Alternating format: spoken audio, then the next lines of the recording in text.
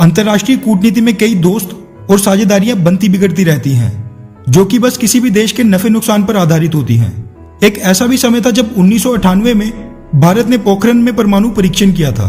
उस समय America, Britain सहित दुनिया के तमाम देश भारत के खिलाफ हो गए थे, लेकिन उस समय भी भारत का साथ देने वाला एक सच्चा मित्र था, रशिया। जी हाँ, वही रशिया जो भारत के लिए आधी से ज्यादा दुनिया से लड़ने को तैयार था और आज तक आजादी के बाद से यूनाइटेड नेशंस में भारत के साथ हर मुद्दे पर कंधा से कंधा मिलाकर खड़ा रहा। रशिया ही एकमात्र ऐसा देश है जिसने जरूरत पड़ने पर भारत से दोस्ती निभाने के लिए अपने नियम और प्रोटोकॉल भी तोड़ दिए।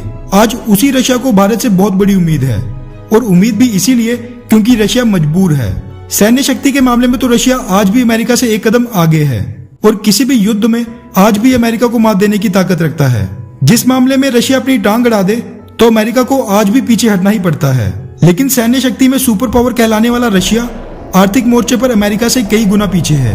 रशिया की अर्थव्यवस्था पूरी दुनिया में 11वें नंबर पर है। ऐसे में एक तरफ अमेरिकी प्रतिबंध और दूसरी तरफ कोरोना संकट की दोहरी मार के कारण रशियन अर्थव्यवस्था मुसीबत में पड़ चुकी है।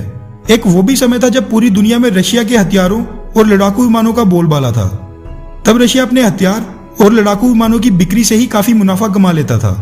लेकिन उसके बाद अमेरिका ने रशिया पर और रशिया से हथियार खरीदने वाले देशों पर प्रतिबंध लगाना शुरू किया, जिससे रशिया की अर्थव्यवस्था बैकफुट पर आ गई और आज तक अमेरिकी प्रतिबंधों के कारण ये कभी भी उबर नहीं सकी। ऐसे में रशिया 5वीं और 6ठी पीढ़ी की टेक्नोलॉजी विकास और रिसर्च के लिए भारत का सहयोग चाहता है। दरअसल रशिया की डिफेंस वेबसाइट पर रशियन थिंक टैंक के छपे इंटरव्यू में उन्होंने कहा कि भारत को अपनी एयरफोर्स की जरूरतों को पूरा करने के लिए जो 100 से ज्यादा लड़ाकू विमान खरीदने हैं, उसके लिए रशिया की मिग कॉर्पोरेशन का MiG-35 एक सही विकल्प होगा। उन्होंने कहा कि रशिया की मिग कॉर्पोरेशन ये सभी लड़ाकू विमान मेक इन इंडिया के तहत भारत में बनाने के लिए भी राजी है और साथ में लाइफ टाइम मेंटेनेंस और टेक्निकल सपोर्ट भी भारत को अपने देश में ही मिल जाएगी, ताकि इन सभी लड़ाकू विमानों को मेंटेनेंस या अपग्रेड के लिए भारत से बाहर रशिया में न लाना पड़े। आगे उन्होंने इंटरव्यू में कहा कि रशिया को इस समय एक बड़े रक्षा सौदे की बेहद जरूरत है और दोनों देशों के अच्छे संबंधों को देखते हुए भारत को इस सौदे को मंजूरी दे देनी चाहिए। उन्होंने कहा कि अगर भारत इस नाजुक समय में रशिया का साथ दे देता है तो दोनों देशों के संबंध नई ऊंचाइयों पर चले जाएंगे।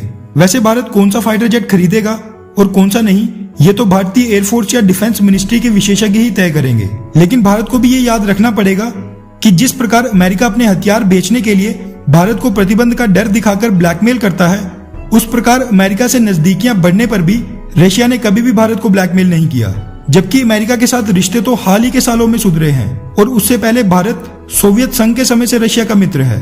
हमारा मानना है कि रशिया से भारत फाइटर जेट्स खरीदे या नहीं, लेकिन हमें किसी अन्य रूप से रशिया की अर्थव्यवस्था की मदद करनी चाहिए, क्योंकि किसी समय पर रशिया ने भी हमारी मदद की थी और आज हमारा फर्ज बनता है कि हम अपने पुराने दोस्त की मदद करें। आपकी इस बारे में क्या राय है? नीचे कमेंट करके जरूर बताएं। अच्छा सुनो, चैनल को सब्सक्राइब करो, उसके बाद घंटी बजा देना ताकि अगली वीडियो आपसे मिस ना हो पाए। Thank you.